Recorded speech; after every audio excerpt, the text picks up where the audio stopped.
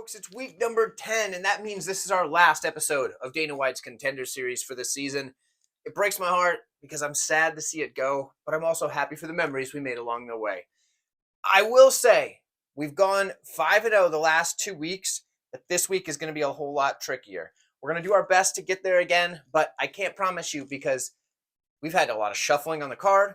We've had some difficult matchups put in front of us. This one in particular is difficult for two reasons. One, it was a shuffled matchup, and two, stylistically, this is really tricky one to call. When we look at this matchup here, we're in the flyweight division between two undefeated prospects. Nick Piccininni, who was originally supposed to fight Jack Duffy. However, he was scheduled, everything was set to go. Sounds like Duffy wasn't physically able to compete. Injury of some sort. I didn't see what it was, but had to pull out. In steps Luis Gurule. Gurule is 9-0, and when I first started watching this guy's tape, I didn't quite get what he was doing. I understood what he was doing. He was fighting, but I didn't quite get what his style was until I watched 2 or 3 fights, and I started thinking, oh, I see what this guy's doing. I understand the game plan, and it's working extremely well. That's why he's 9-0, and by golly, he's a tough stylistic matchup for anybody. So him stepping in on short notice, I think this is going to be a tough fight for both of these guys because they both pose problems that I don't think either guy has faced yet in their careers, which also makes it hard to predict. When we look at this fight, we're going to start with the Gurule side. He mostly strikes. Mostly. He can grapple, but he mostly is willing to strike. And that's the reason why is because he often is good at dictating the pace of the fight with just his constant forward pressure and his striking defense. He just comes forward, throwing volume, whatever he needs to throw, getting just out of the way of punches, or when he does get hit, he rolls with it. He checks leg kicks as he comes in. If he needs to get a little more space, he'll throw a nice front kick in there.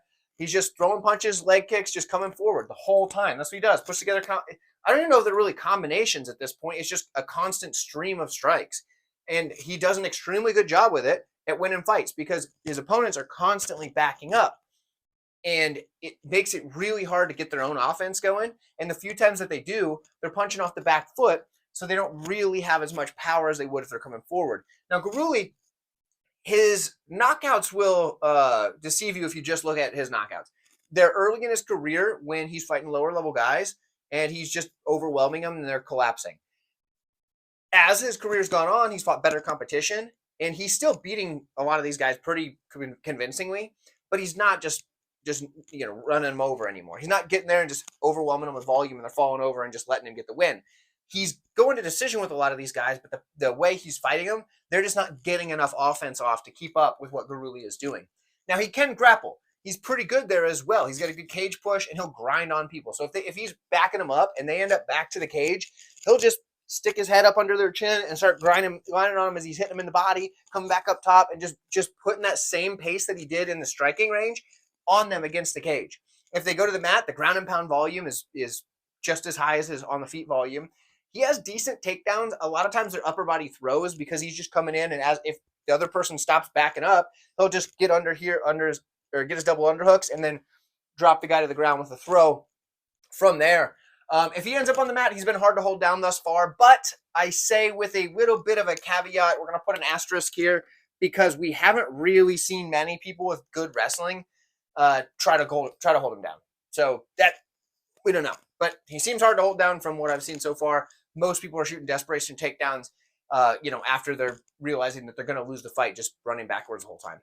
He's got cardio to do this for 3 rounds, actually for 5 rounds, but for 3 rounds for this fight, I don't think he's going to slow down at all. That could be a big problem for Piccininni because Piccininni, he poses some problems for Gurule as well that we're going to talk about in a minute. But in the striking department, he does have a high guard, so he's probably not going to get, just destroyed on the feet, but he's probably going to get backed up. He's going to eat some shots to the legs, and his jab is not going to be enough to keep Gurule off him. So he needs to wrestle. Now, if anybody is going to be able to wrestle Gurule, it's a guy like Piccininni because this dude can absolutely wrestle with some of the best of them. We saw him actually out-wrestle Jack Duffy in their first matchup, and Duffy is one heck of a grappler. I would say Duffy's a better grappler than Gurule, and I don't think that's crazy to say. But I think the pace that Gurule puts on the feet and the way that he fights is trickier for a wrestler than what Duffy did, because for Piccininni, he's going to have to either meet this resistance head on and not start backing up even at all, or he's going to have to shoot takedowns while moving backwards, which is significantly trickier, like a lot trickier. So for Piccininni, though, he does have solid takedowns, and he's able to chain these takedown attempts if need be. If he starts early and often with the takedowns and does not play around with the striking whatsoever, he can have success here. I believe he can. I don't have anything that can really give me concrete evidence of this, because we don't see Gurule ever getting held down, and we don't see Piccininni fighting a guy that just has this like a robot style of just come forward and just volume. We haven't seen him fight that. Okay, so it's tricky to say for sure. But I think if he starts early, he can get the takedowns, chain those takedowns, and get the control. Once he gets the fight to the mat, he needs to wrap the legs immediately, which he typically does. Once he wraps the legs, a guy like Gurule, who typically is just trying to bounce back up, is going to have to then start fighting the legs. And he's going to slow the fight down a little bit. And if you don't know, when you wrap the legs, the only way you can really fight the person off the legs, because you can't wiggle your legs anymore, they're stuck, so you can't use that to break free, is you have to use your hands. And once you start using your hands, well, your hands are no longer protecting your face. So you start eating ground and pound to the face. And it becomes like okay, do I want to eat a few shots to the face in hopes that I can push the hips off, or do I want to protect my face and stay here and be stuck? That becomes the dilemma. With this, as the fight, as he goes, if he's got the legs wrapped, he'll eventually use this to either slide up the body to mount, or he'll land enough ground and pound that the other person says, screw this, I'm turning over, and then he takes their back. That is what he does. Now, for here, he'll use the ground and pound from this leg wrapped position, which is the leg lace is what I typically call it. Maybe it's something else in your vocabulary, whatever. But from there, after he's landing the ground and pound, he'll typically use this to set up either, if he goes to mount, the arm triangle, or if he goes to the back, the rear naked choke. And he's had very good success with this. This fight comes down to whether or not the wrestling starts immediately for Piccininni, or if Gurule is able to get his forward pressure going on the feet and get Piccininni moving backwards.